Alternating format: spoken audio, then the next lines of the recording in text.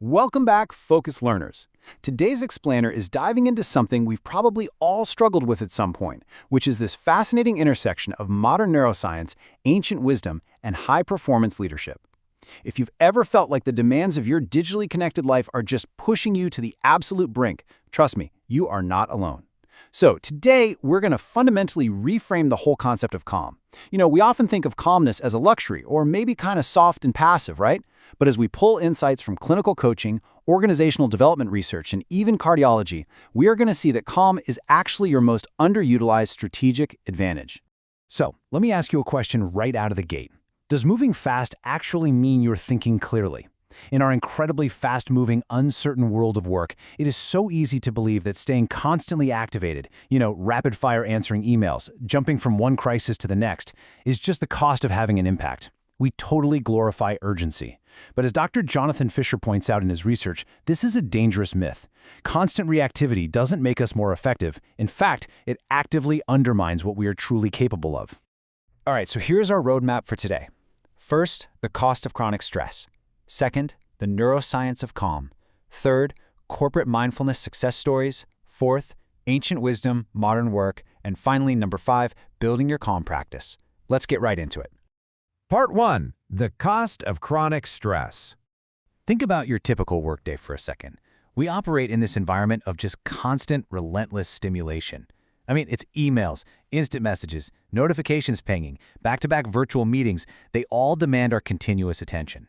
And research from the Organization Development Journal highlights that this whole setup leads to severe cognitive fatigue and distress. This constant state of overwhelm doesn't just make us feel lousy, it actually physically impairs our brain.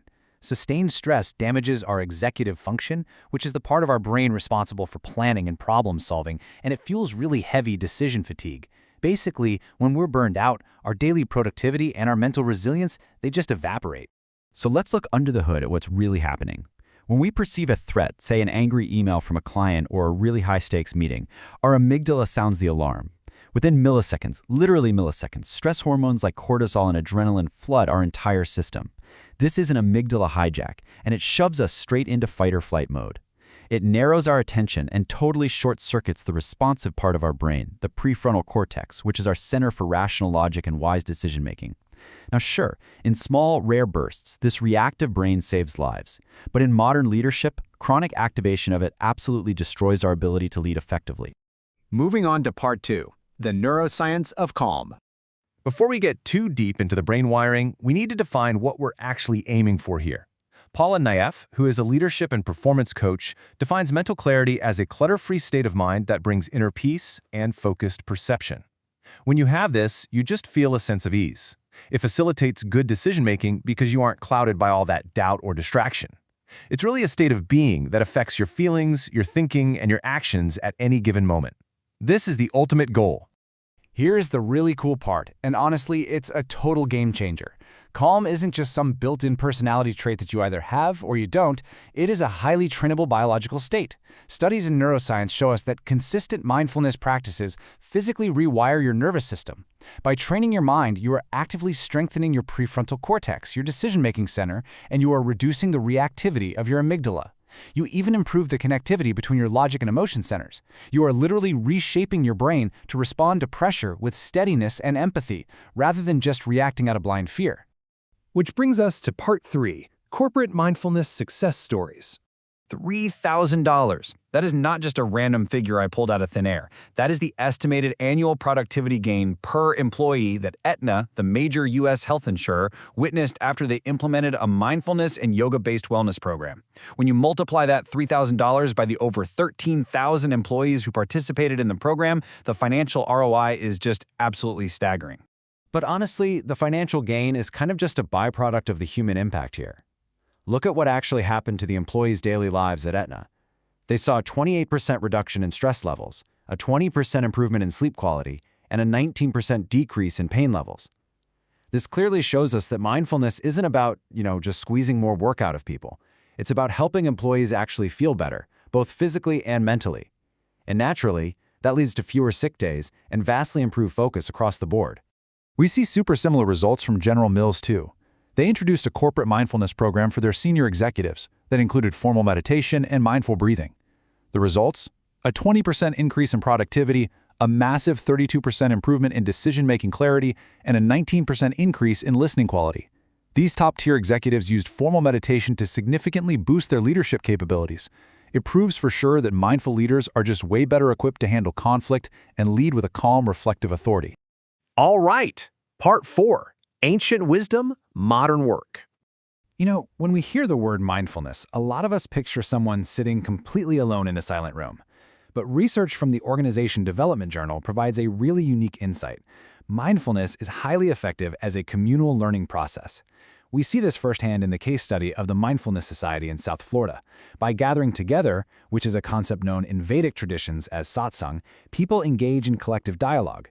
They share a passion for learning and interact regularly, and that dramatically enhances their collective understanding. It provides this supportive environment that a purely solitary pursuit often really lacks. Patanjali's 8 Limbs of Yoga, which is used by that very Mindfulness Society, is a fascinating, nearly 2,000-year-old holistic path.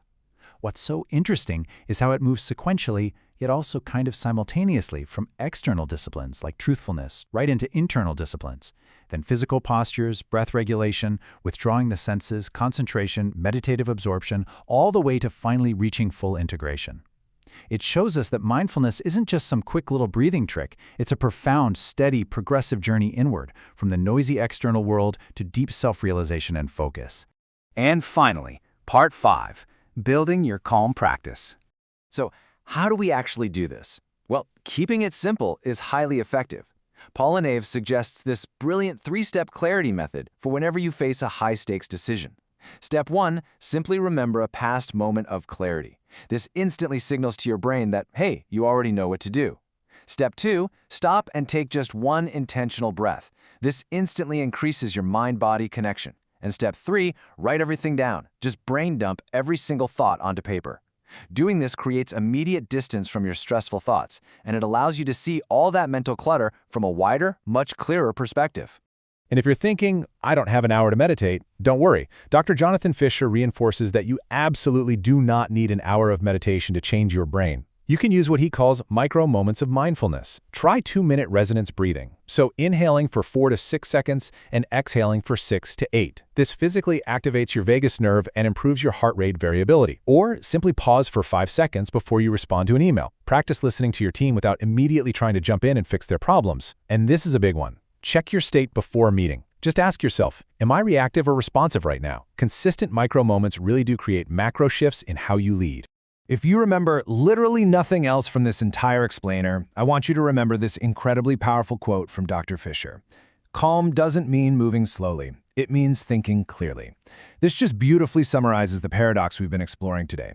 In a world that totally glorifies frantic urgency, choosing calm is not a sign of weakness. Actually, it's conscious courage. It is the neuroscience-backed pathway to leading with empathy, steadiness, and profound clarity. So I want to leave you with this final thought to chew on as you carry on with your day.